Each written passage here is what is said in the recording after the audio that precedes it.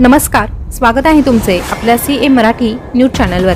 आज पुन्हा एकदा एक नवीन माहिती घेऊन तुमच्यासाठी सज्ज झालो आहोत।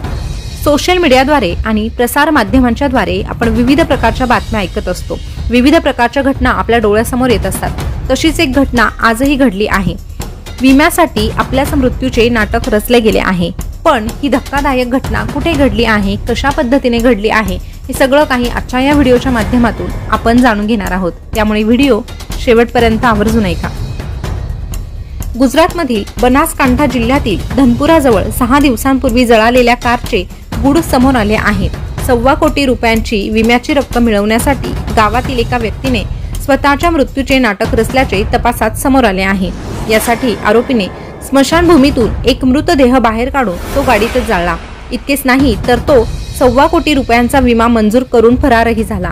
आरोपी दलपत सिंग परमार सध्या फरार असून त्याचा शोध सुरू असल्याचे पोलिसांनी सांगितले आहे। पण हे मृत्यूचे नाटक का केलं हे देखील आपण जाणून घेऊया।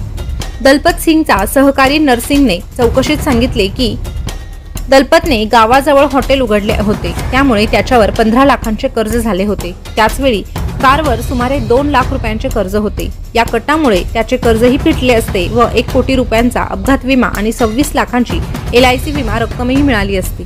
आणि त्याच कारणास्तव दलपत सिंगने आपल्या मृत्यूचे नाटक रचले। अतिशय धक्कादायक अशी घटना तुमच्या समोर आल्यानंतर तुम्हाला काय वाटतं, तुमच्या काय प्रतिक्रिया आहे हे कमेंटद्वारे नक्कीच कळवा। आणि अशाच नवीन ताज्या घडामोडी पाहण्यासाठी आपल्या CA मराठी न्यूज चॅनलला सबस्क्राइब करा। शेजारचं बेल बटन प्रेस करून ठेवा, जेणेकरून नवीन आलेली माहिती सगळ्यात अगोदर तुमच्यापर्यंत पोहोचेल। धन्यवाद।